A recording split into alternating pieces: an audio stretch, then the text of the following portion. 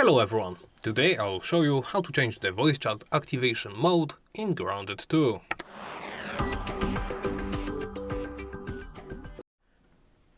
Let's begin by opening the options menu. Then navigate to the audio tab. Go to the bottom and look for voice chat activation. Open the drop-down menu and select either never, push to talk or on activity. This setting controls when the game sends your voice communication to other players. So never being never, push to talk being when once you press a specific voice chat key, or on activity this will detect when you are speaking and automatically transmit your voice.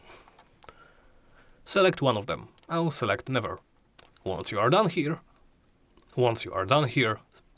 press the close button. And that's about it. Thank you for watching, and please make sure to comment, like and subscribe.